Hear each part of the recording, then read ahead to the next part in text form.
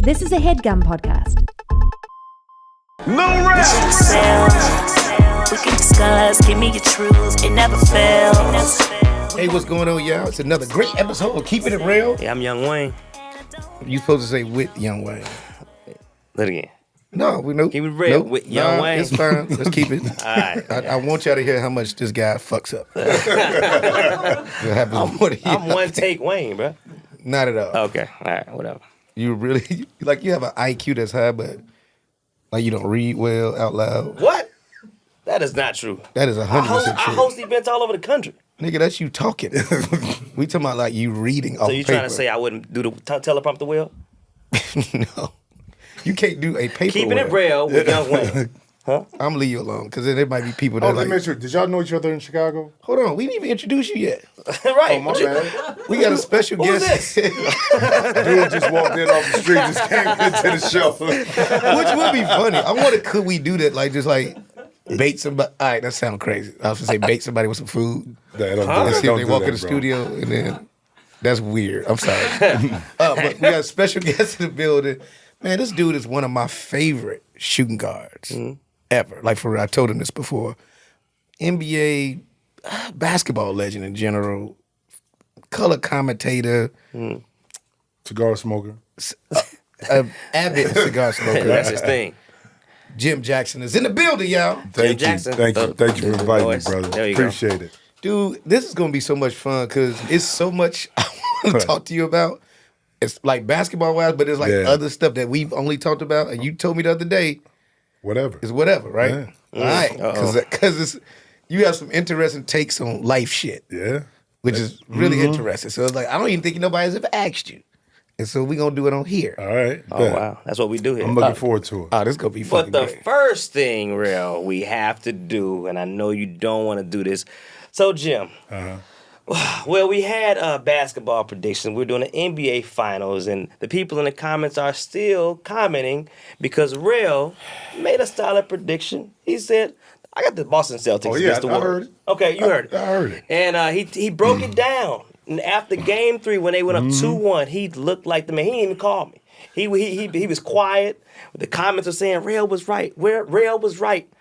And then, Wait, first of all, you lying. I did call you. Like, yeah, I told you. not Game 3. You called me Game 1. No. I called you every fucking game. I don't think you called me. Not Game 3. I promise you I did. I was looking at my phone like, he don't call. No, I promise you I did. And it might have been because I was talking so much shit. Let me say this to everybody, okay? First of all, the people that say that I don't know basketball can kiss my ass. Boston lost that series. Yeah, because They lost to 5 point guards. Go. Lost to what? They played like a ghetto state championship team.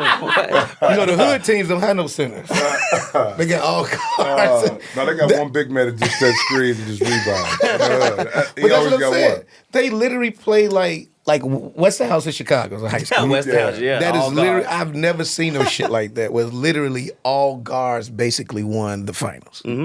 Well, what would you count Draymond? Yeah, He's a not fucking That's what I'm guard. saying. He's a guard. But that's the dude you're talking about, like, All that you pick up, guards. junkyard dog, do all the little stuff. But no, so I had to hear it No, too. Draymond Green is that dude with a regular job.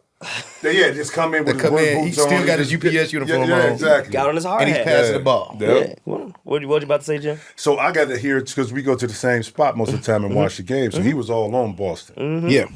the whole time. And which is, if you look at it on paper, though, at the beginning, them beating Milwaukee, them beating Brooklyn, you're like, you know what? If you look at roster-wise across the board, it's not a bad pick. You're not way off when you say Boston could win it. Yeah. But then you got to actually go in and play the games, and that's where the separation comes in how to win when it matters, late game situations and stuff like that. They lost that series, bro. They had that series. Like, How did they have it, though? Yeah, I'm still Well, trying to You see figure what that I'm out. saying? well, Because they did with the better team. But this thing about it, The better better team team don't always win.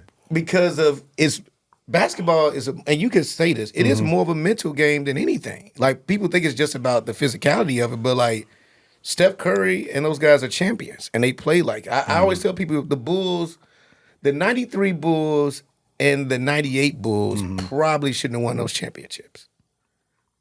I don't even think the Bulls should have beat Indiana I think that's insane. in '98. Insane They to say. barely won that game. Yeah, but it's supposed to be. Here's the thing, though. When you know this, when you in the pursuit of winning a championship, the further you get along in the playoffs, it's not supposed to be easy. It's supposed to get harder. It's supposed to be challenging. You go get some sweeps maybe in the first round. Maybe the second round it's 4-2. But when you get to the Eastern Conference, Western Conference Finals, it's supposed to be difficult. When you get to the championship game, it's supposed to be a lot harder. And that's what you see. We're talking about 93 and 98. The challenges there were, you're like, oh, they should get through Indiana. No. Indiana was good, bro. They were a great team. They were a great team that fell a little bit short, but they challenged and pushed the Bulls at that time. I ain't never seen Mike. I remember at the end of that game, Mike looked like he's in shock that they went in there. Bro, I mean, you know, especially after you roll through the season. Yeah. Okay. But I just say this, is that the unexpected happens in regards to the scouting reports get better, guys get focused, guys get locked in. Some momentum shifts happen during the course of a series. You know, some guys step up, secondary players that you don't scout for, that make big plays. And that's the beauty of having sometimes a 7-game series opposed to the drama of the NFL when you just have one game. Yeah. Okay, so why are we doing this? Okay. Right? This is why this dude is one of my favorite commentators, right? Like you, and let me ask you, did you go to school for broadcasting? Because you just started doing it. No. When I retired, it's funny, when I retired in 2006, I was chilling, doing some other stuff business-wise. The opportunity was brought to me to do a broadcasting coach approached my agent probably about a year before. Said, when Jimmy retires, would he be interested in broadcasting? Now, up to that point, when I was in Dallas, I did like a TV show, radio. Portland, I did some stuff. TNT, when I wasn't making the playoffs, I would fill in. But I never in my mind thought about broadcasting. But when I retired, the following year in 2007, I talked to this broadcasting agent. He was like, why don't you check out this? You know, and at that time, I wanted to do NBA. Because I was so far removed from college. So we did a little stint, little interview with ESPN. But he said, why don't you check out this upstart network? It's in your wheelhouse, in your backyard. You know it. Fox owns it. It's the Big Ten network. I said, man, bro, I've been away from college for so long. I don't know. He said, just go take the interview. So I went to Chicago. I sat and talked with the executives. I said, you know, this could be pretty cool. And since then, it just kind of rolled and morphed into where I'm at now. But man, if I was to look back, Rel, I'm telling you, at some early tape of what I did, I'll probably scratch my head, bro. And because I had no physical training in broadcasting. But that's what's crazy about, because I heard you on the Big Ten Network first, right? And I think I heard you first. I'm like, yo, is that Jim Jackson? Jim Jackson? I thought it was like another Jim Jackson. Yeah, man. And it's funny because unless you went to school for broadcast journalism and that's something that you did, you don't understand the intricate parts of it because it's the studio part. Like we in studio talking about something. So you have more time to talk about, dissect, interact with your studio host. But when you're in the game, that's a totally different kind of commentary. And when you go into it, they don't teach you that. You got to kind of figure it out. I was fortunate. I hired a broadcasting coach. That's smart. You know, because I knew. Because everybody don't do that. No, but I knew what I didn't know. But you can tell. You can tell who ain't hired. Wait, who can you tell? Yeah. Go ahead and say it. Yeah, that's actually what you. Who are you talking about? Damn. Keep it real. When I see people, I don't judge them because I know the challenges you have. Yeah. In regards That's to. why I look. I stop. Like, because this is so weird. I talk shit about a lot of people. I don't know why I want to talk about. Go ahead and the say NBA players who came to Oh, man. Because I got to see some of these dudes. Yeah, I know. You know what I'm saying? Like, I know. They go, real punk ass. Talking about I can't. I don't know shit. Because there's some guys that be saying, like, you know who I bring up? Who's not bad, but when Magic Johnson used to do it. Oh, sorry. No, he used to say crazy shit. Off the 1 foot or 2 foot. Hey, man, let me tell you something. Hey, man. Michael Jordan is about to do it, y'all. Like, what the fuck? That's not a basketball. Hey, man, he got that ball. And sometimes it's like he almost forgot we couldn't see him. He was like, yeah, he go, Yeah. And then he do that But you know what? thing. But you know the funny part is that's who he is. That's his personality. I mean, 100%. and it's all coming from a place of authenticity. Yeah. Now how it comes across is a different thing, but Magic knew the game. Sometimes to articulate it in a way. Gary Payton was hood when he was doing NBA TV. I worked with GP. He was just he gonna tell you. He's like, all right, okay. No, that's him. That's his whole energy. Now, fast forward, you take GP on TV now, it'd be perfect. Yep. Because back then they wanted to kind of massage what he said and do things like that. Yeah. But now you put him, GP. Yeah, it's perfect. Because it's not, for GP, it's not about hot takes. It's just his authentic thoughts.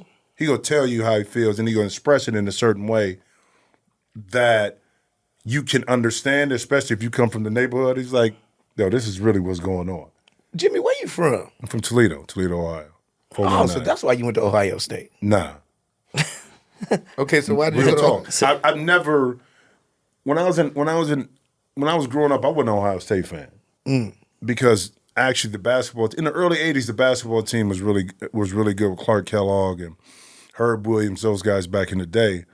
But I never followed Ohio State football or basketball because I was a Big East guy. Syracuse, Georgetown. Did you only play basketball? No, I played football. Football was my favorite sport growing up. I grew up in the neighborhood. It was street against street. You play before school, two-hand tap, kill the man, play in the snow. What was your position? Tight end, defensive end. Okay. Yeah, bro. That was my favorite sport growing up. But then it kind of morphed into, we would hoop all the time, sneak in people's backyards, play in the alley. Then I just started to fall in love with the game around 7th, 8th grade. And then after I played football my freshman year, but I started varsity point guard my freshman year. Wow. And we were a game away from going to the state.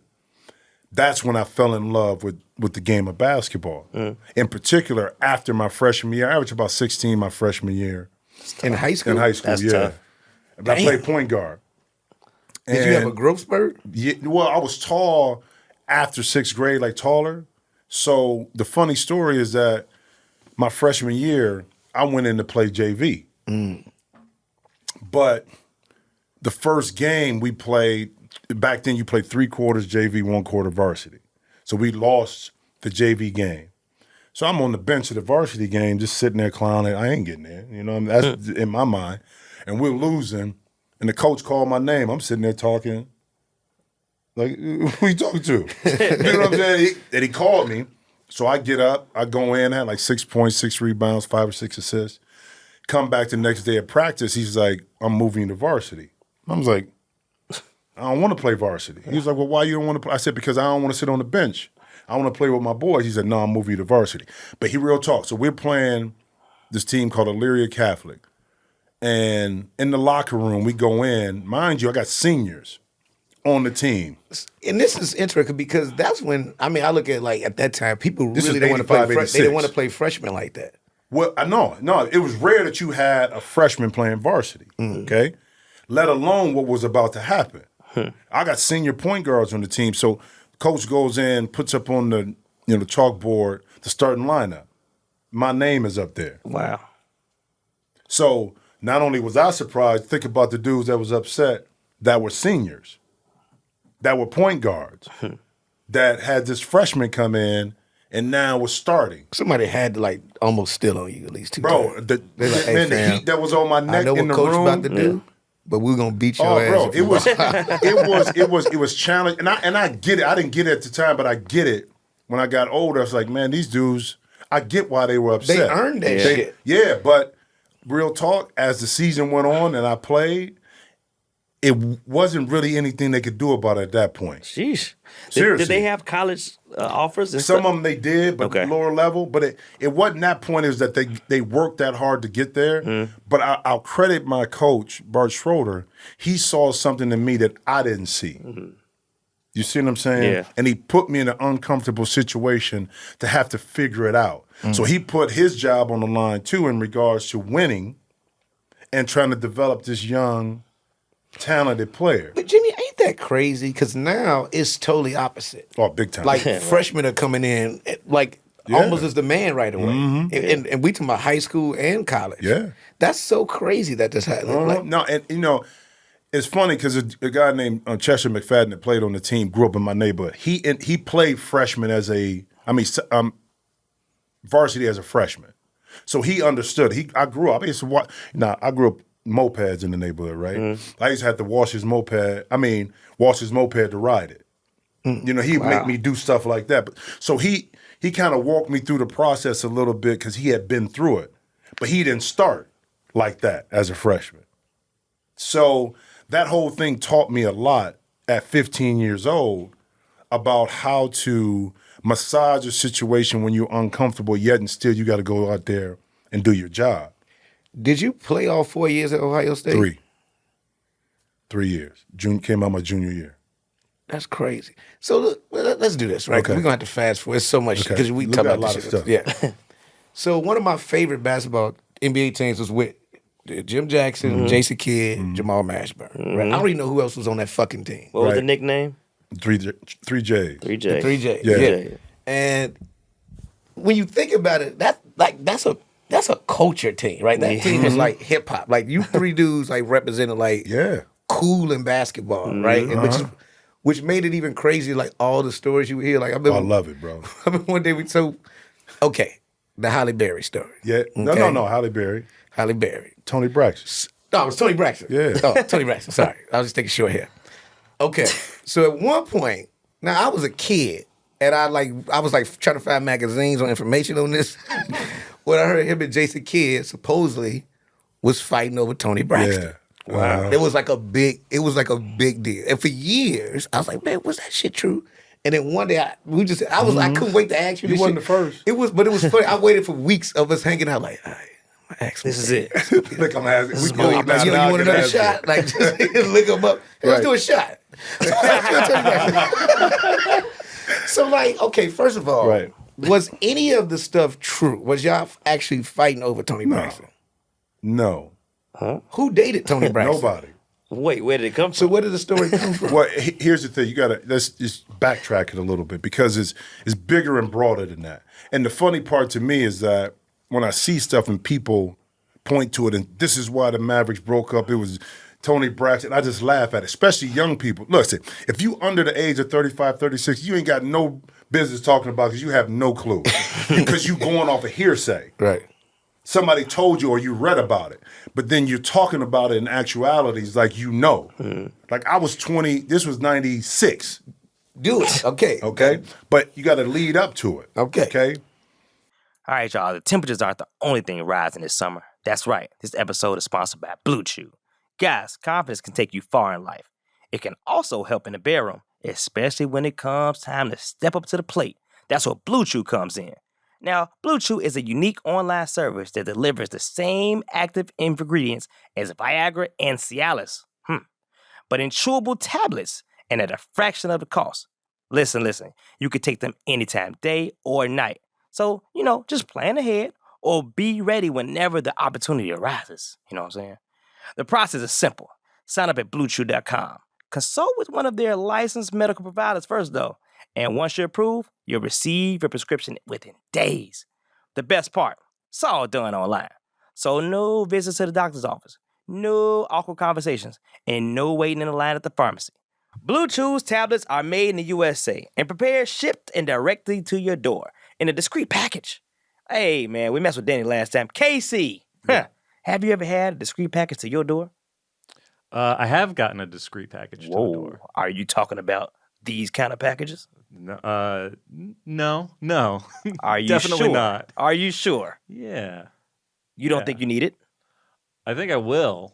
In about a month or so. So with that, Blue Chew will come through. Bluetooth. Call the Blue Chew people. We need package for my man Casey. He needs help. So if you could benefit from extra confidence when it's time to perform, Blue Chew can help. And we've got a special deal for our listeners. Try Blue Chew free when you use our promo code REL at checkout. Just pay $5 shipping. Just $5. That's BlueChew.com. Promo code REL to receive your first month free. Visit BlueChew.com for more details and important safety information. And we thank Blue Chew for sponsoring the podcast. I'm the first one there with the Mavericks. Okay? I held out my rookie year. I'm the fourth pick. So I already had some trepidation. I already had some issues with the organization because I held out because they didn't want to pay me my money. I only played 28 games my rookie year. I got the longest holdout ever in NBA history. And the only reason why they signed me is because I had a lawsuit about the pending against them in the NBA for collusion, meaning David Stern tried to tell the owners, don't pay these rookies these long-term high-price contracts. You can't do that. Okay? Wow. So we were going to have a lawsuit against them, so they finally brought me in, paid me all my money for 28 games, pat me on my back. We're so happy. I'm like, yeah, if I didn't have this lawsuit, I'd still be sitting at home. But I held out for a reason, because I'm the 4th pick. If you don't want to pay me, trade me. Or I'm going back to school, and I'll come out in the draft. And why I say that is because I'm setting it up for this.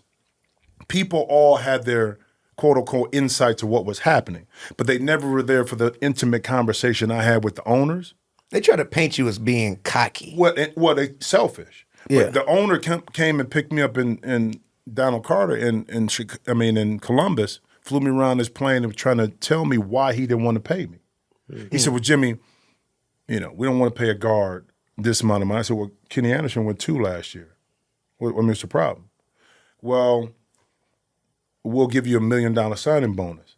I said, Mr. Carter, no disrespect. And I'm in here with him, one-on-one. No disrespect. I ain't never had $1 million. So I don't know what I'm missing. But I know one thing, I'm not going to take less than what I'm worth.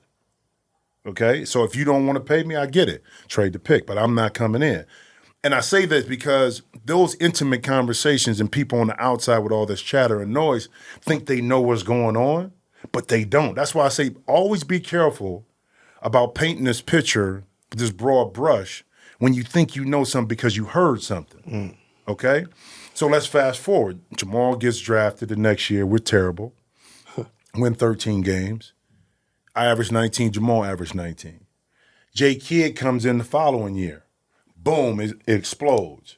I'm averaging 25, 26, Mash averaging 25. But then when things are rolling, right, game 51, I tear my ankle up, okay? Nike, I love y'all to death, but they wanted me to play in these Hirachis. I'm in the layup line playing the Nets. You played in Hirachis? Yeah, bro. God. I switched. Here's the thing, athletes were superstitious. I'm in the layup line and I ain't played with tape. I'm like, man, this thing don't feel right? And I said at halftime, I'm going to change my shoes.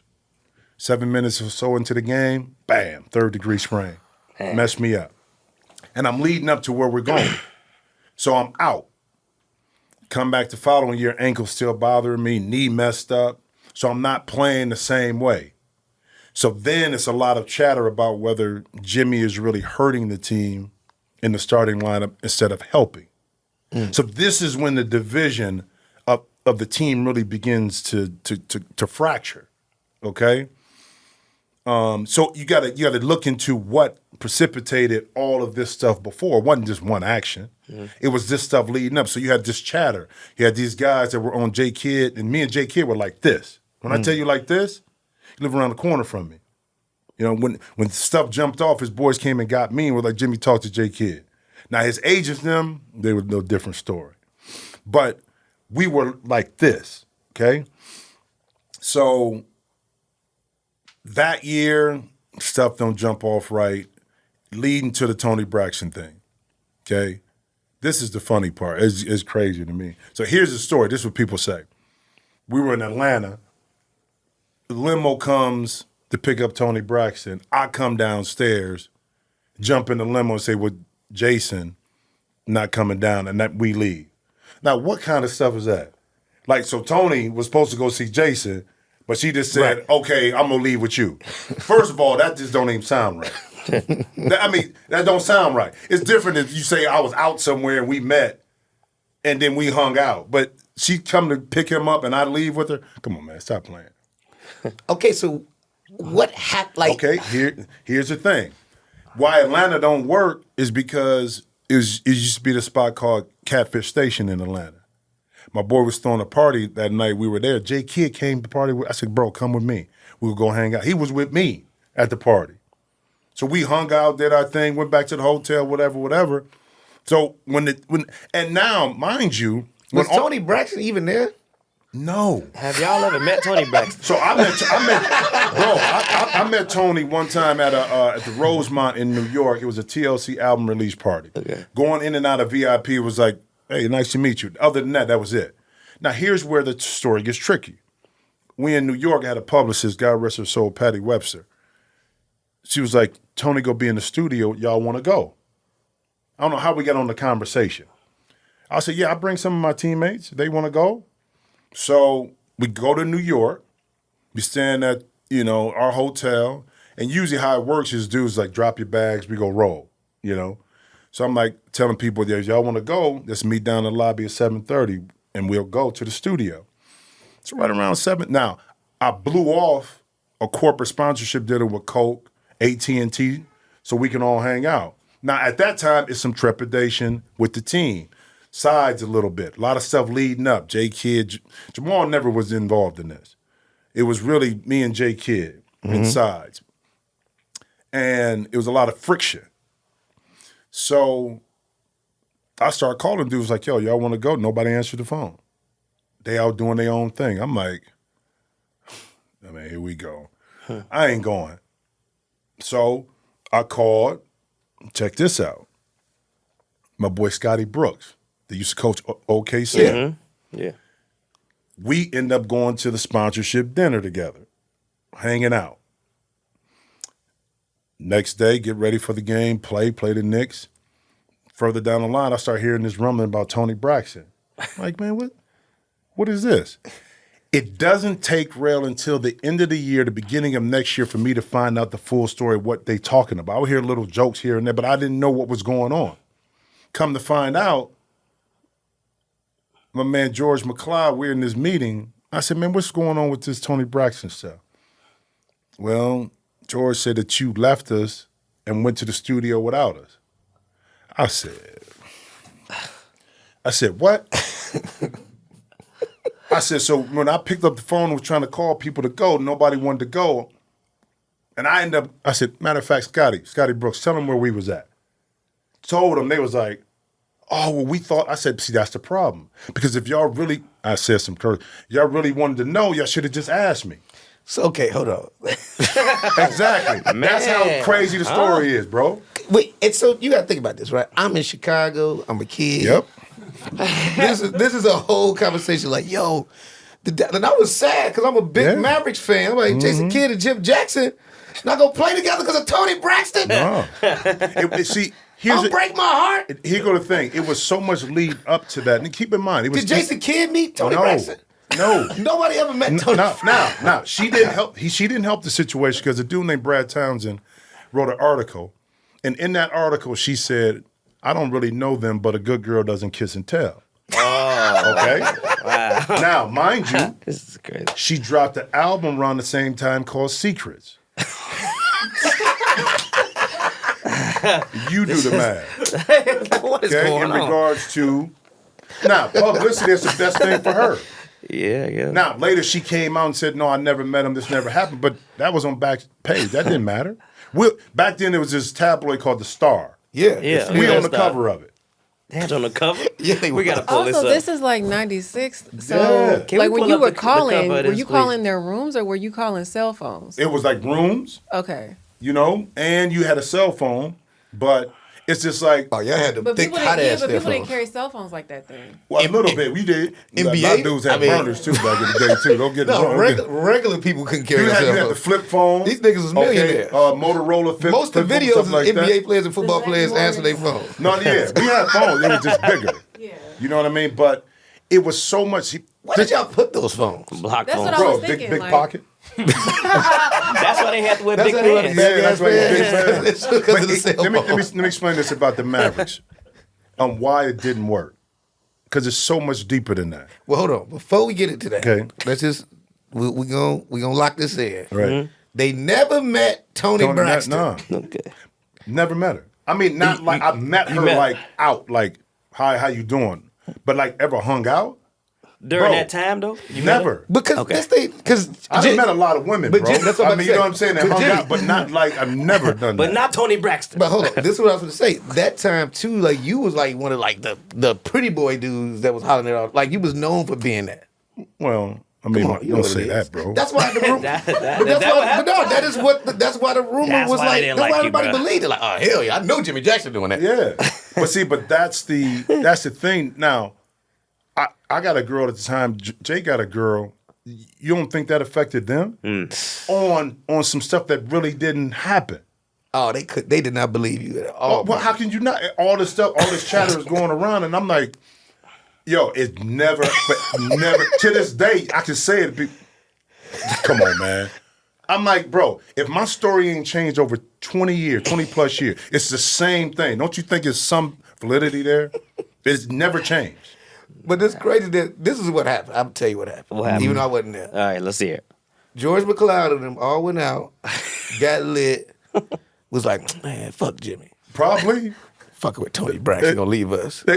Probably. It's like, but then they go in their room and they see all the red lights on their phone. It's like, wait, this nigga left a message. Hey,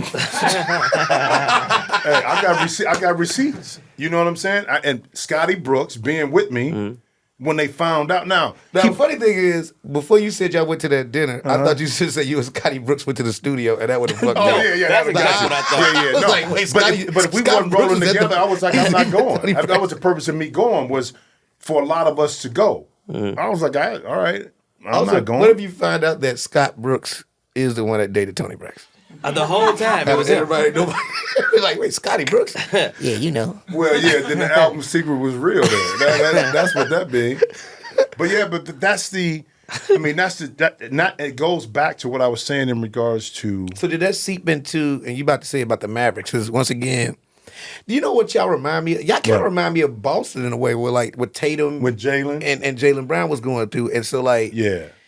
I think y'all was like the first three. Like y'all interesting And because Marcus Smart. So that three. But that's what I'm saying. Yeah. But I mean, like them, they could have been like Golden State is now. They drafted. Y'all drafted. them. We drafted. It was all them. at the It was draft. all drafts. Jim, See, Jay, here's the and thing. Jamal. We knew Jay Kidd was the guy. I mean, because of how he played, he changed how we play. Ain't no problem with that. I had a Nike deal, had a Coke deal, had a radio deal. I wasn't worried about Jay Kidd. Mash the quiet type. He wasn't either. We knew Jay Kidd was the guy.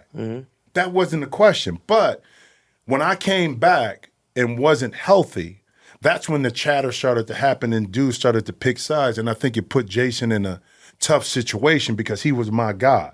And he had to figure out what side of the fence he was going to straddle on, okay?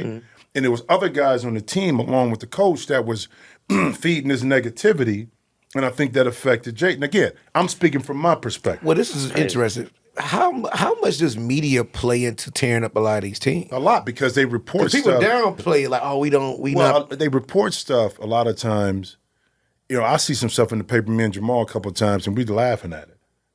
You know, it's just like inside story told us this and this. I'm like, all right, but it's not true. Now, I'm not going to exonerate myself and say I didn't play into it at 25, 26 years old. When stuff started getting tight, I would say some stuff because I'm sticking up for me.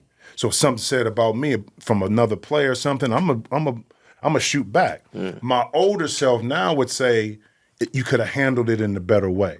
You could have diffused, but at 26, I'm looking at it like, oh, everybody attacking me, so I'm a push back. And so I can't remove myself from the situation of adding fuel to the fire once we started getting into it. You know, and I look back at it because I did. You know, at times, fire back, shoot back, say some stuff, do some stuff, because I felt I was being attacked from that perspective. And I don't think I should have been because of the situation. You know what I mean? So, and I went into defense mode as an immature young man and didn't know how to navigate through the treacherous waters of handling with team. And now, early on, I went to J Kidd like, yo, call me. We need to talk. I don't know what's going on, because he stopped talking to me.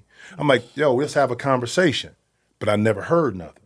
So y'all still played on the same about to say on the team same and team. didn't talk like that? Oh, Not like that. Bro, it was deep.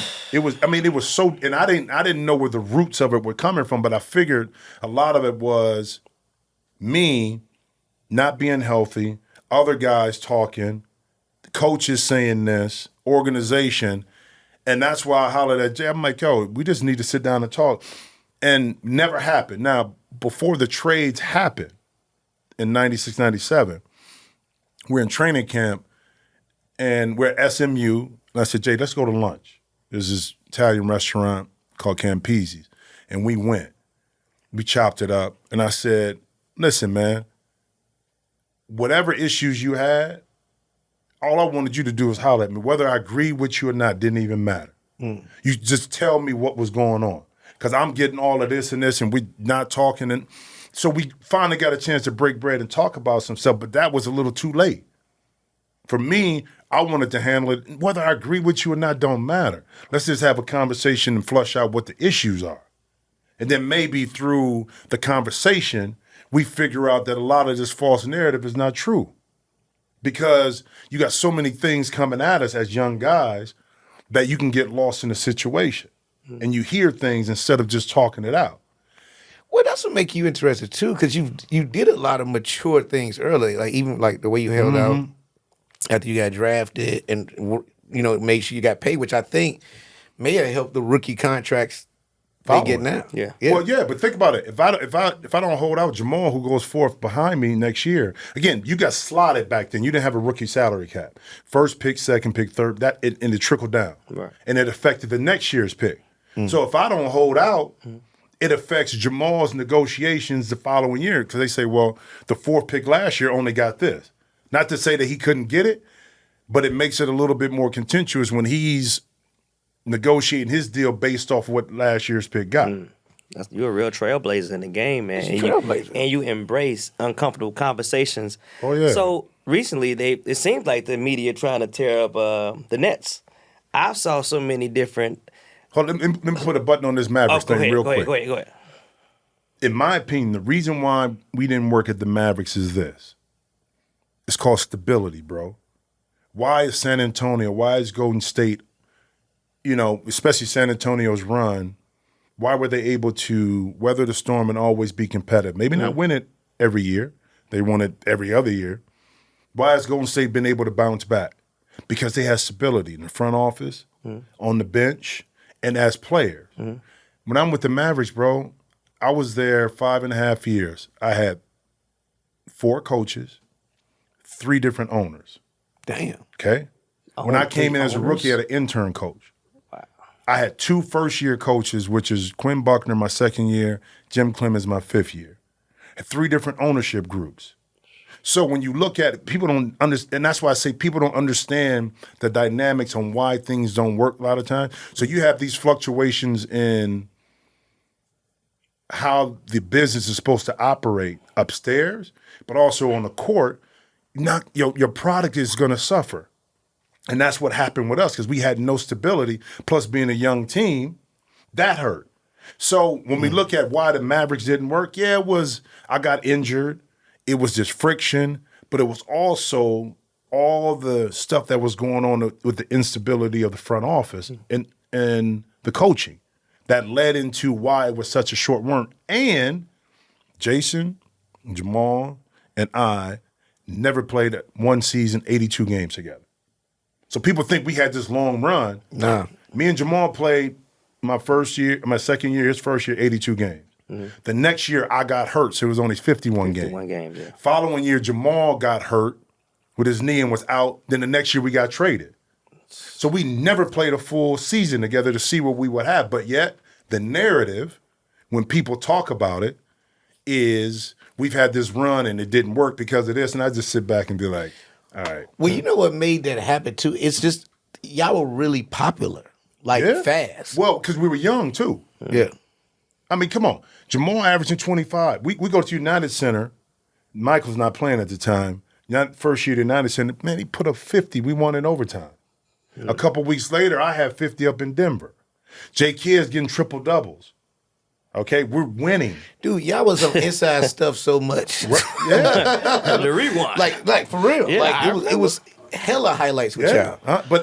But that's, I mean, as a 51-year-old man right now, I look back at things that happen in your life and why, and what do you learn from it? And do you have regrets? Of course. I wish it could have worked out. I wish I never would have got hurt. That changed the dynamics of how I played since then. That's why I went on this journey in regards to different teams and never was the same player because of my ankle. But people think when they see me later on in my career, that's how I always was. No, bro, I got hurt. Right.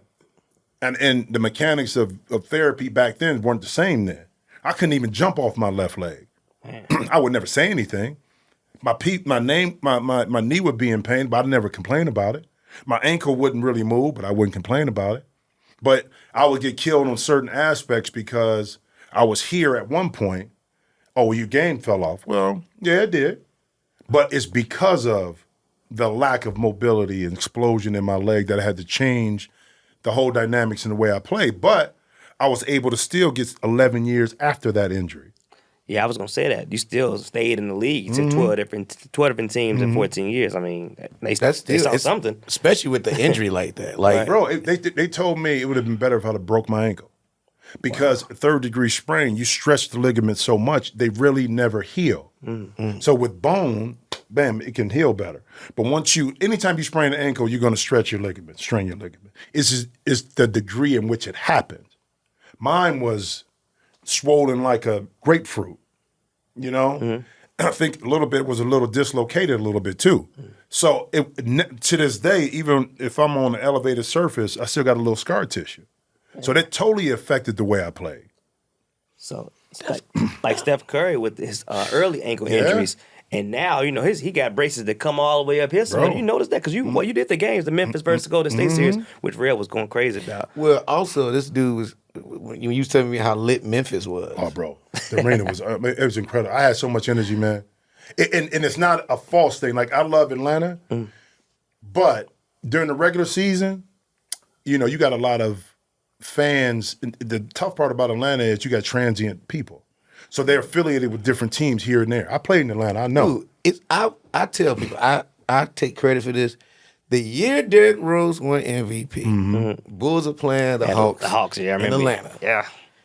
And I started the MVP chant in the arena, and everybody started doing that shit. And I remember this old black dude who looked exactly like Dominique Wilkins. It wasn't Dominique. Was pissed the fuck off. He was so mad. He literally turned him like, man, what are y'all doing? Hold on. You were in Atlanta, right? Yeah, I was in Atlanta. And it felt like we was at the United Center. Yeah. Bro, it was actually louder than the United Center. So I'm playing for the Hawks. I forget what year it was. The Super Bowl was in Atlanta. We playing the Knicks. Okay? We playing the Knicks at home. We're up a little bit and got the ball. Man, the crowd was yelling defense. So you trying to say Atlanta don't have real basketball fans? No, they do, but you have a lot of transient people that come in there that have different affiliations with different teams. But now, if you go there in the playoffs, a lot of times you see us lit. But during the regular season, Memphis, bro. Memphis like that. It was, man. So when the Warriors lost by 50, Rel was losing his mind. He was like, they can't beat them. And I looked at him and I said, Ja Morant got hurt. So Ja Morant was hurt that game when they won 50. Ja Morant. Won by 50. Ja Morant got hurt. Here you go. But let's think about it though. Like when you said, because people, Memphis is Memphis. That's what makes Memphis dope. That's true. Like when you see 3 6 Mafia, I know they did a halftime show. They probably did a national anthem. They had so much going on in the arena, bro. It was like you had people in the stands just partying, having a great time. It was, you can, as quote it said, looked like they let barbecue grills. Bro, I mean, but it felt like a party though. Yeah. Like a block party with 19,000 people. I mean, straight off Beale Street, man. You know what I mean? That's how it felt. The energy. You can't hear it, you can't see it, but you can feel it. Wow. That's how palatable it was. Okay, now look. Once again, you told me we could talk about anything. Yeah. All right. Here we go. Recently, we was just talking, right? We were just having a conversation as we always do. I think we were talking about relationships. And I was just talking about how happy I am. I got my girl. I'm just settled down great. And I'm like, so Jimmy, when you go settle, like you just out of nowhere, it's like, man, I ain't gonna do it. Like, Well, I've been married, right? so I already settled down. So that's the only time. He said, been there, done that, bro. I was married for 9 good ones, bro. So, but where you at now with it? Like you have I'm real selfish. Selfish with my time. And the reason why is because for majority of my life, I've always had to give and give back my time, my energy, whatever it may be. And which is okay. But I've been at a point in my life now where if I don't want to do nothing, I don't want to do nothing. If I want to go hang out somewhere, if I want to travel somewhere by myself, I don't want to carry the burden of someone else's emotions on my BS sometimes if I do something. You see what I'm saying? Yeah. And you got to be respectful of your partner that you don't do that. And you can't do that if you want to be selfish. You see what I'm saying? And I want to be selfish. I'll be honest with you. I tell anybody that. And selfish in a way that it may be times, bro, when I don't want to do nothing. I want to sit and smoke my cigar, have a little drink, listen to some music, and don't be bothered. I want to jump on a plane by myself and do something without having to tell somebody, what I'm about to do. When you're in a relationship, you have to be able to have that communication and that respect and that trust with that person. Not that you can't do it. Right.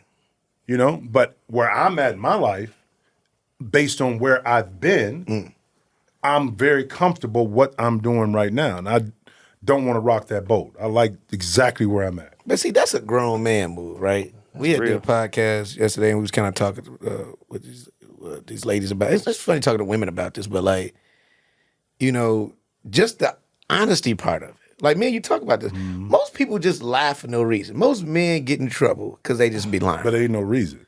It's a reason. The sex part. Because most men don't want to tell the truth because they're in fear of losing something, which is having sex with a woman. So they won't tell them the truth. They'll half tell them or something, and then it comes back to bite them. I'm not saying I'm perfect, don't get me wrong. But what I've learned is women say, I want honesty. Now, here's the catch-22. You want me to tell you want the truth, or you want me to tell you what you want to hear? Which one you want? If you ask for the truth, I'm going to tell you. Because I'm not in fear of losing anything. And that's the difference. As I've gotten older and more mature, I would rather tell you up front what's going on, what the deal is when you ask me. Because I have nothing to lose. If nothing else, we can become really good friends and keep it like that and keep it moving. But if I lie to you, lead you down the road, whether that's a male or female, now we're going to have some issues later on when the real stuff come out. This guy's great, man. This is great. No, because it's Gems from Jim. Gems from Jim. Love it. That didn't make any sense. Yeah, you just Gems from Jim. What the fuck? that was That's actually not even awesome. spelled alike. It's Jim's G. Exactly, bro. I'm really good at no this. such things as honeymoons. You need to start giving me credit, bro. I'm really nice. I'm nice. Don't do that, Thank you, April. That wasn't good. April, I would love to hear what April has to think about this. Yeah. This is You great. said you don't want someone to deal with your BS. What's your BS? Like, what are your pain points? My pain points, communication. She was waiting. Sometimes I just want to be in my own space. The thing is, as you get older, you develop warts and things that you just not gonna change. Now some things you will, but sometimes I just like to be left alone. And it ain't got nothing to do with you or a woman or whatever. And sometimes people can't understand that. I don't feel like talking. I don't feel like doing all this stuff. I just want to just chill. And sometimes people can take that the wrong way, especially females who get emotional. Not all women are emotional. I'm not saying that. This guy is great. But dudes, Yeah, we here. but dudes, you have to understand something. Dudes deal with ego. We got ego problems. We all got our issues. And I just don't want to do that right now. Plus, I got a little one too. And my whole focus is on him. On maturing him at 4 years old. Do you get along with your ex-wife?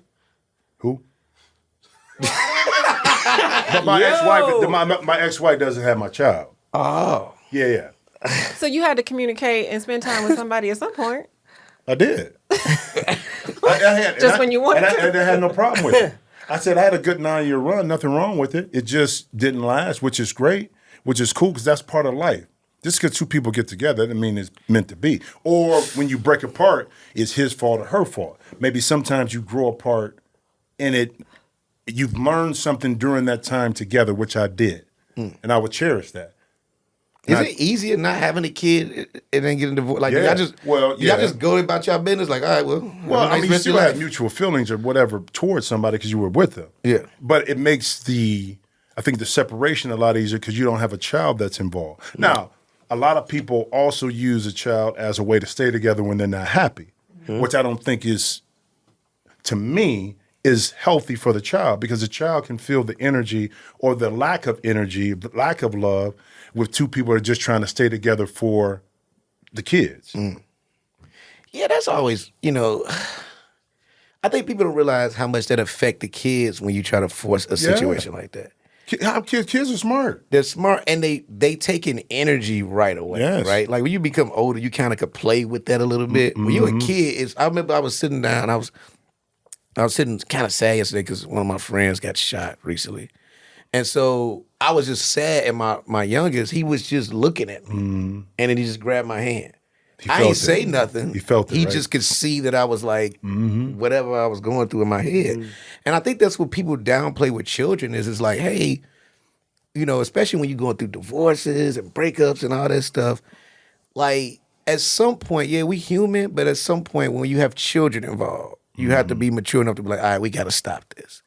Because it's fucking with them. Yeah. You know what I mean? I got a 29-year-old, and one thing I learned about being a parent is because we've been through so much, and we have these warts and scars, and we have this knowledge, and we believe that we know everything. So we downplay a child's intelligence, okay? When children are going to talk to you and give you their honesty, and as parents, because we've been through so much, we want to fight back. No, you can't do this. You can't. Instead of a lot of times listening to what the child is really saying. Because they're going to tell you what it really is. Okay? Whether it's right or wrong, whatever it may be. As parents, we got a tendency to shut that down. And I think that's where we can make the mistake and lead a child a different way because we're not opening to listening because of all of our warts. Yeah. Yep. You know what I mean? And that's my biggest thing is listening to my little one and being open to it. I ain't saying he go get away with everything I did, but I want to hear what he want to say, you know, and not shut him down. Right. No, that's a skill set too. Like, especially I got Judah's talkative, my son. So I could take a nap while this nigga talking. And what I respect about him is he ain't gonna stop. He like, nigga, bro, you listen to some type of way. I'm like, yeah. But You got a kid? Yeah. he just had a kid. He's a new dad. 14 months yesterday. Congrats. Yeah, so boy, it's brand new. Boy. Oh, you could tell nigga just had a baby. They're still doing a month shit. What I'm gonna say? He's one, months. fam. He won. All right, he won. But it sounds better 14 months. Like, it's more exciting. That's so insane. What? 14 months. I think you stop at like 24. That's when you get to go too far. Yeah, see? April knows. Nah, I never did that shit. What'd you say? A year, One, two, three. But you also said you don't fuck with babies. Damn, I ain't say it like that, my nigga. I mean, it's on camera. No, I like kids, when they get to about 5 is when it start being a doper age to me. When they like the baby shit, they're not sleeping, slobbing on you, trying to figure shit out. I mean, they cool, you take naps. They cool like it's a thing. I mean, It's an object. Like when they I hate to, when they that little, they are objects. They don't know shit. They shitting on themselves. This guy, man. I mean, and we talking about baby shit. See, like, people don't realize it's human shit. Then you got to carry them with the one arm and shit. And it's like, yo, I can't wait till you 5. I remember saying that, like, oh, man, I remember when they turned 5, I was probably the happiest person at that birthday party. Yay, you can sit on the fucking potty. Yeah, you can go You to know, the my bathroom boys is later. hard to potty train. Like, My son was rather easy. For real? Yeah, man. Knock on wood, my young one. Young one, he was, I mean, and he let us know early, I got to go to the bathroom, I got to do this. I mean, he's really good. Harlem could pee, I give him that, but it's quicker than Judah. Judah, I maybe recently saw that, he know how to use the bathroom correctly. I'm like, is he still sitting down to pee? Like, I didn't fucking know till like maybe a year ago. How old was he when he's standing up? I don't know. I'm assuming he's doing it now. I gave up on this nigga. I was like, yo, I guess he gonna sit down for the rest of his life. Like, because every time I tried to show him, it was just like, he'll turn around, pee on me and shit. And it was just like, all right, bro. Harlem get right to it. He just get right. Harlem, he know what he got to do. I'm actually shocked. Because I'm like, yo, you really know how to use the bathroom. Your brother just learned, your older brother. And he's fucking 12. Well, Harlem's watching too, though. Yeah, Being the younger one, you know what I mean? But still, So- I think Judah just was like, Brittany, I think she just didn't like pee on her butt. She just, I remember grabbing my hand and just like, yo, show me how to do this because I don't want to be wet no more. For real. She was like literally just started like peeing on her own. I think she was like 2. I'm like, God damn, that was quick. And that's why I was cocky about it. I'm like, all right, Judah, your turn. It's like, nigga, now you're 10. How are you using the bathroom? Okay. Yeah. Do you still sit down to pee? I still don't know if he, honestly, it's very interesting now that I think about it. I don't know if this nigga stand up. I don't think I've ever seen him go to a stand-up urinal. Stop it, man. Okay. I'm dead fucking serious. What? This nigga still sitting down, bro. I don't know how we got here. I'm sorry. Yeah, I know that. We went all the way this way. Yeah. I'm sorry, but that's just real shit. Did you have another deep question, or are we getting back to basketball? Because I have a couple more Go questions. ahead, ask him what you want. I was just thinking, Because- you 14 months in, so you don't know shit. So I don't. You don't have no Brand opinion don't on know. nothing. It's all good. Yeah, go ahead, 14 months. I know you said that. That's your new nickname. Young 14 months. Jason Kidd was the man. You knew that. So we going back to the stable franchises. Steph Curry. We're going back to Steph Curry.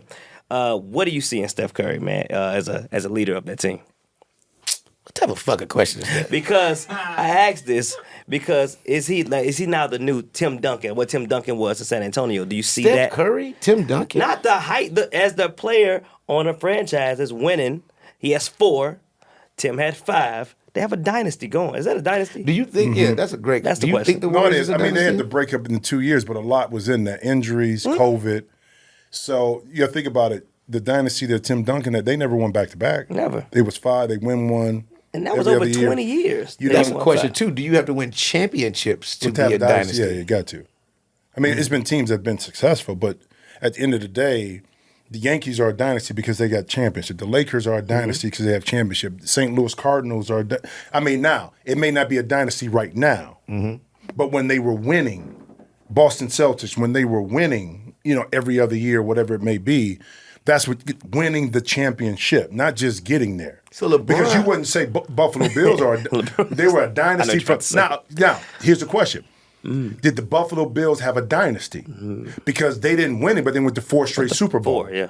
Is there always an anomaly in there? because an you outlier? can say that about the Utah Jazz, No, they didn't go every year.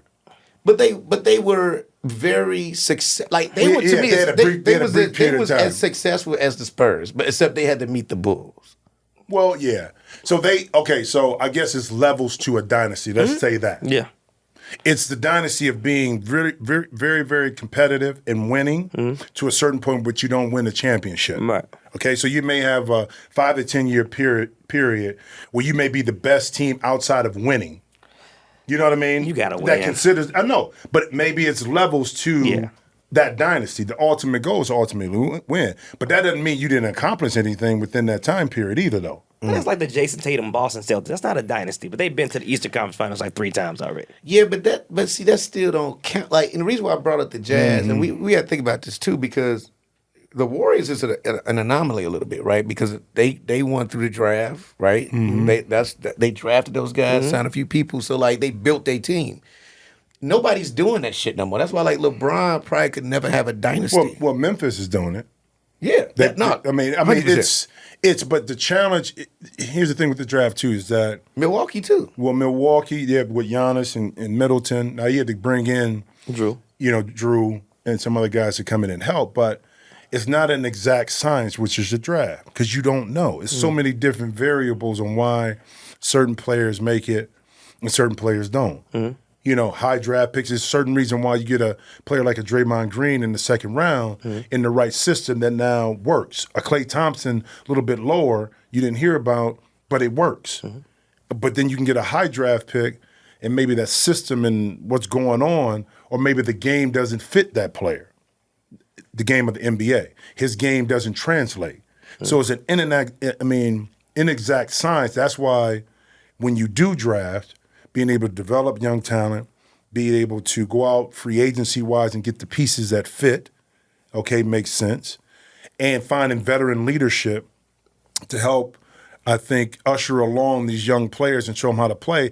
It's a big coordination of that. That's actually the problem, I think, too, with a lot of NBA teams. There's not a lot of veteran leadership on them teams. It's like it's just a bunch of young guys on all these teams. Like sometimes a veteran is like 23. No, it's true. It's You true. know what I mean? And so like you can see it, right? And I look at a team like the Warriors, even when they had that down year, what helped them, I think, is that Steph played with the young guys. You know It what I really mean? helped Jordan Poole, because when Jordan Poole came in his rookie year, Steph was out. Yeah, that was the So he 5-win was, season. and he's trying to figure it out up and down with the G League and trying to figure out how to play. Then the next year when Steph came back, he had to figure out how to play with Steph, the Steph effect, because he was playing one way this way. Yeah. But when Steph came back, it's a totally different animal. Yeah. So he had to struggle in trying to figure that out. So then in year 3, you figure out how to play with Steph. You feel confident and comfortable about yourself.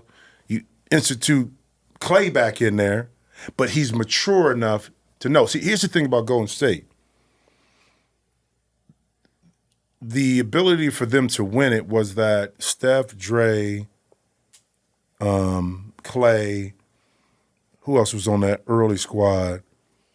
They had Iguodala. They had Harrison Barnes. Harrison Barnes. The thing is, they all matured another year. Mm-hmm. So when they played Cleveland the first time, Kyrie was out. Kevin Love got hurt. Mm-hmm. Probably, you would say maybe Cleveland may have won that if they were healthy. Possibly. But that next year, guess what happened? Even though they weren't experienced going to that championship, they had another level of maturity that next year, and it just took off from there. Mm-hmm. You know, and that's the same thing you want from young teams is that with Jordan Poole, that level of experience, Kevon Looney, even though he's been in that situation, he matured a little bit more. That's the oldest, youngest player He I've he ever played seen. back in the 70s. All he needs is a chain on. I swear, he looked like he went to school with Robert Parrish. Like they were classmates. All right, being in a podcast game, you don't only have to watch your own stuff, and you can support other people. And one of the podcasts that I support is Rap Radar. Rap Radar is fire. Hey, I said they had Jay-Z, they had Drake. The Jay-Z one, he gave a lot of gems. He really broke it down. It was almost like the 444 podcast. Then you got Drake, who never does interviews, and he gave them one. So this is a very exclusive platform. And man, I told y'all they need Tunchi on there. One that I really want to see again, they had Omarion and Bow Wow on there, but they need to bring them back because Omarion, after that versus, I'm pretty sure he has plenty to say. Hey, Rap Radar is finally back and bigger than ever. Elliot and B-Dot, they're going to bring those conversations to you, them exclusive conversations. Hey, in culture, with the biggest names in hip-hop, they're going to do it again, as they always do, with their new home. Interval Presents. For the first time, they're on every single platform. They are back. We got Apple Podcasts, Spotify, Amazon Music, Stitcher, or wherever you get your podcasts. Rap Radar, running the game, music, real conversation. Let's get it. So let me ask you this.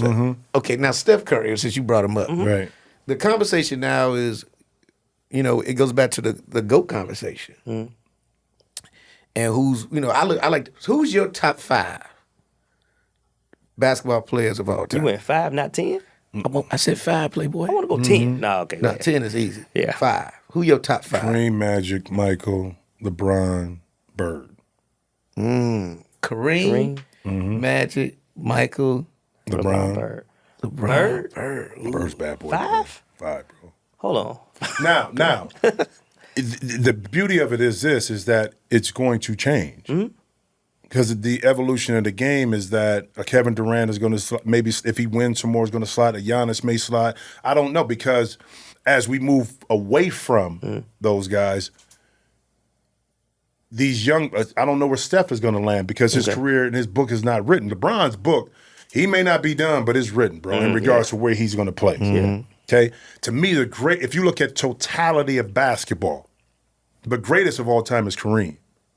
Go from high school to what he accomplished at Power Memorial in New York to what he did at UCLA. I mean, 3 national championships. They actually changed the rules in college basketball where you couldn't dunk because of Kareem. 6-time champion in the NBA, all-time leading scorer with shooting maybe 1 3-pointer. Yeah. Okay? Yeah. Most devastating shot ever. Okay? So when you look at totality of winning and actually impact, you can't beat Kareem. Now, in my era, in my time, Mike was just, stop it, bro. And then you got to argue LeBron from a perspective of we've never seen the combination of athleticism, power, intellect, size, speed, all that stuff in one physical body to carry the burden of coming into the league with all these expectations and probably exceeding them. That goes into consideration when you start talking about that.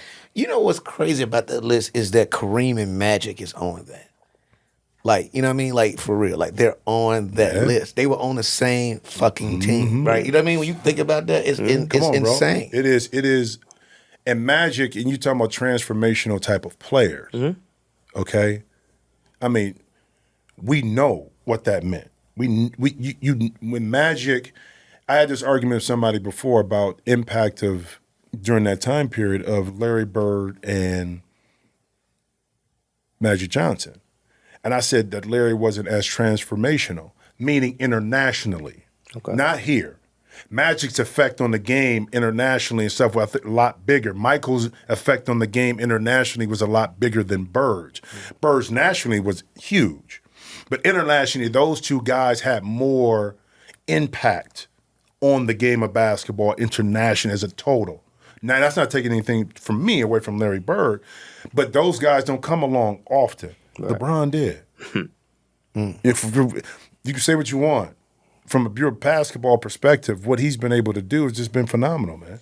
It's been, and it's interesting. That's why I bring Magic up a lot. Like when I do my top 5, Magic almost is close to 1 to me sometimes. And the reason is because without social media, Magic, and not even just that, they weren't even lifting weights for real like that yet. Like if they was, he probably would have been LeBron. Right? You know what I mean? Like because he was doing that from high school, he was the man. He got to college, and just which I love about him and Bird is that the NBA wouldn't be what it is if it wasn't for those two. No, you got to give David Stern a lot of credit too at the time because what David recognized was that it was about the franchises, but it was about the name on the back of the jersey. And how do we spread this internationally to be able to get our TV rights, to be able to sell more merch, to be able to make this more global? And he started to promote the individual player a lot more. And it just happened to coincide with the time that Bird and Magic came into the league.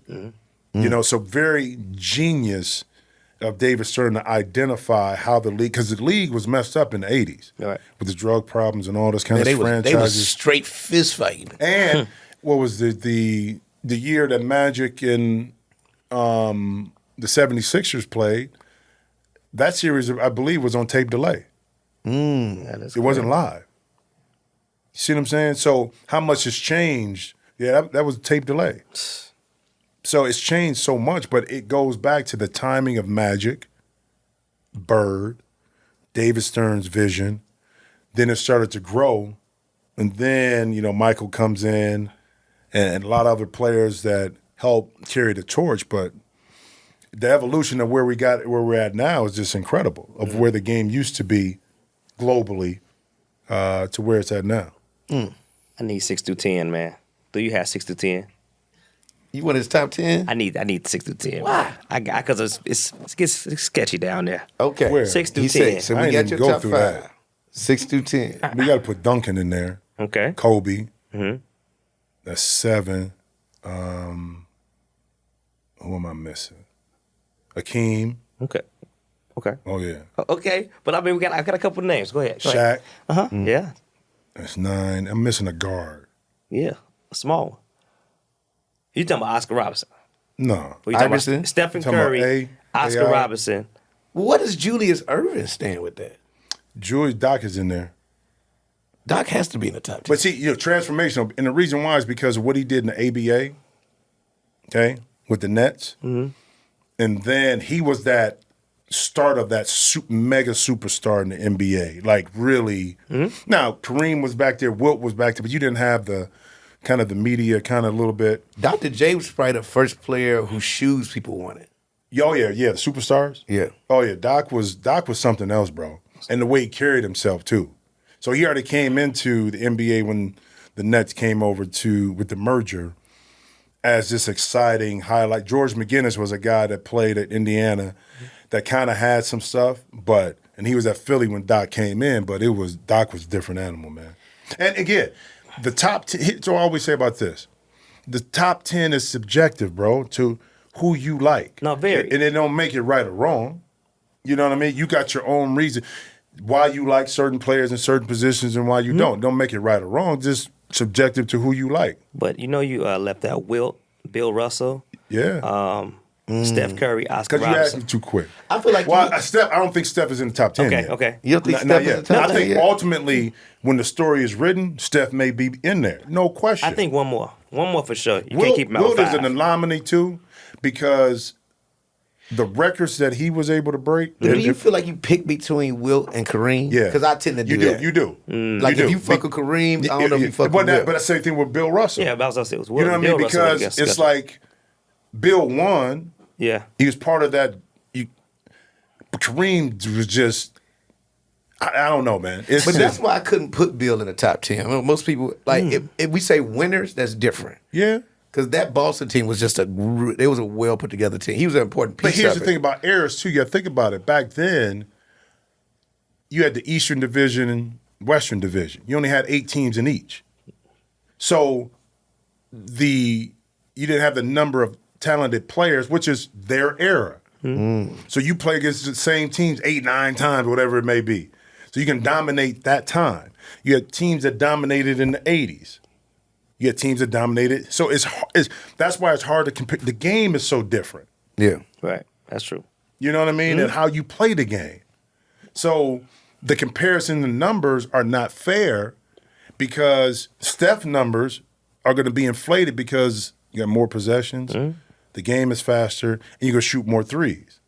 So you can't really compare his number to Bird's three-point shooting numbers when you were shooting 2 to 3 a game, and that was a lot back in that era. Right. So that doesn't hold weight. I guess people looking at skill level too. But The again, skill level is different game has because changed. bro, how many times back Well, that's in the what day? made Magic an anomaly. I Well, think yeah. Magic could have played now easily. Well, yeah. And been Yeah. fucking great at it.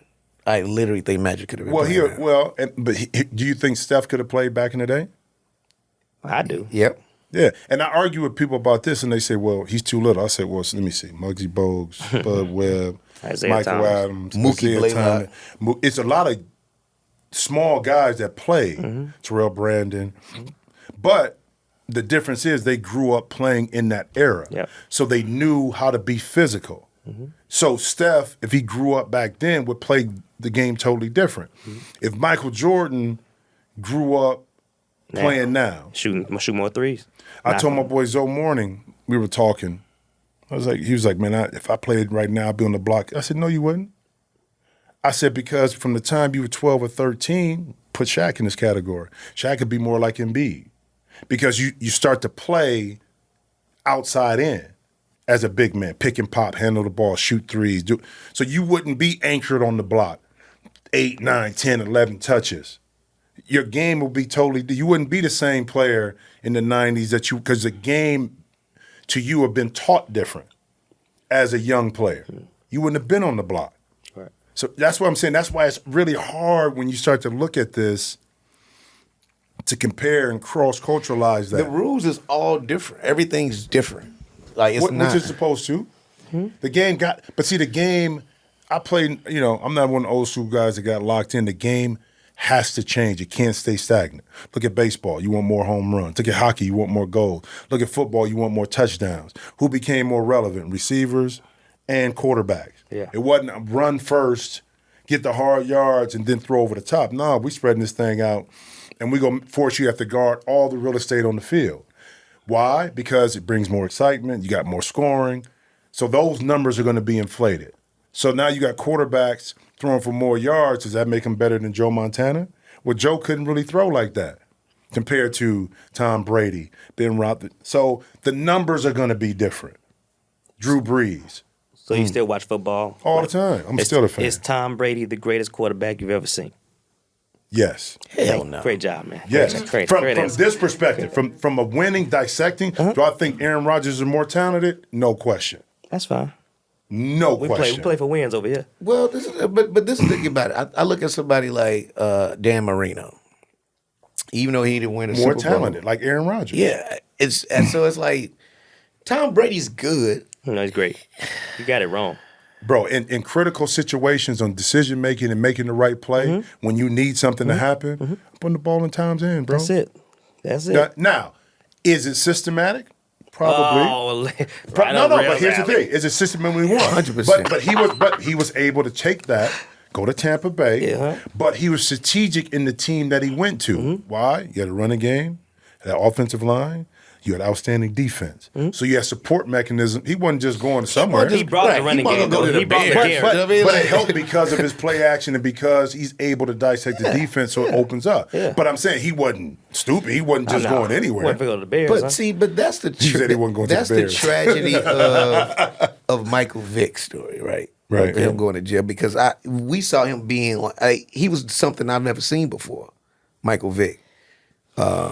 It's a small iteration. Randall Cunningham. But Come on, bro. Doug Jones. Randall Cunningham had a crazy. But they wouldn't allow him to. I mean, Doug Randall Johnson. has some stuff with him, bro, and can sling it. But at that time, a black running quarterback only do it when you have to. We want you to be in the pocket. But Randall was something else, bro. But he was ahead of his time. He I could score this touchdown. They won't let me run. I'm telling you, right? That's interesting. Too. It'd be nice to get like a Randall Cunningham because especially talk to an older black quarterback Yeah. and they tell you what they couldn't do. They watch games now like, oh, these motherfuckers can just take off when they feel like it. Yeah. Seriously. I mean, back then, Steve Young was a running quarterback. Yeah. Coming over from when he played, CFL? Or was it CFL? Was it the CFL? It's CFL, yep. That he played in, then he came to the NFL, or USFL, one of those. One of those FLs. Yeah, got a lot of them. Yeah, But, I mean, he was a NFL. running quarterback Yeah. that understood how to balance the two, when to run and when to pass. And that's a lot coming off playing when Joe Montana was there, being the next guy. Yeah, it's a lot. But he was a running quarterback. And he got it done. It's all about winning, real. What I'm talking about. And we done went all over the place. Yeah, but that's what this is. And we keep it real. Keep Hey, it real. So now we want to take it to a game. Okay. We went Play from the games. game, now we're going to take it to a game. This game will be this or that. So I give you two options. You tell me which one you got. Phone call or text? Phone call. Easily. Yeah. What's up with text, man? Nah, bro. Things get lost in translation. Okay. TV or books? Books. Easy. Air Force One or Jordan 3s? Yeah, because you was answering too quick. I don't like that. Oh, Yeah. The threes are my favorite. That's your favorite. UNC3 was your favorite. Bro, my threes got stolen when I was in high school. They didn't take nobody else's. There was the powder blue ones. No, there was the red ones. Red gone. I always loved the threes. So your sticker collection is crazy. Crazy. He said crazy. Wilt Chamberlain or Bill Russell, since you left both of them out, your top 10. I'm going Wilt. Easy. I just like offense, bro. And I just like offense. Cuban cigars or Dominican cigars? Cuban. Not even close. Gin or tequila? Oh, tequila. Hip hop or R&B? Tony Braxton. R&B, bro. Because I'm a big late 70s, 80s R&B. And I love even some early 60s stuff, but R&B for me, because that just puts me, Marvin Gaye, just puts me in a totally, and I'm a hip-hop head, but R&B all day long. Who in R&B today? Is anybody listen to today? He like, Ooh, boy. no. Yeah, no. So You can't say that and then pause. well, no, because there's so many different genres of R&B. Well, on the female side, Sonora Allegra, I love Maxwell, of course, but that's not today. Like you talking about, like I was just trying to get somebody current. Terrence Ross. That's fine. I mean, not Terrence Ross, Kevin Ross, young Okay, yeah, artist. Kevin like, Ross. It's just like I'm all over the place, but So Top Golf or golf course? golf course. Easy. That's the top golf. That's like going bowling, bro. And my last one, cardio or weights? Cardio right now. Okay. I'm older now. That weight stuff is. Even though I still work out, nah. I ain't pumping it like that. Cardio it is. All right, look, this was extremely fun, my friend. Thank you for coming through, Come on, hanging thanks out for with having us. me, sir. bro. I appreciate it, man. Man, we talked about a lot of Congrats. shit. Yeah, we did. And good luck on it. I know we went all across the board on it, but that's how it's supposed to be Yeah, though, that's when how you it's have a supposed to be. conversation, though. That's what I be telling people. Ain't that what a podcast? I think we're doing it different, man. We got something here. Yeah. Yeah. We're not like, we was talking about this yesterday, we'll leave, but it's like, it's so many extremely toxic dudes with podcasts that when you have regular conversation, like yesterday, he was like, oh my God, you guys are so like, I guess a lot of these dudes just say crazy shit. Yeah. For no reason. All the time. It's like, do you really feel like that? Right. Are you really a fucking lunatic? All right, well, that's it. Thanks, Jimmy, for coming through with Keepin It Real. Yep. Yes, sir. With Young Wayne. That's right. Jim Jackson, our guest. Thank y'all again. Appreciate it. Real, keeping it real. That was a Headgum podcast.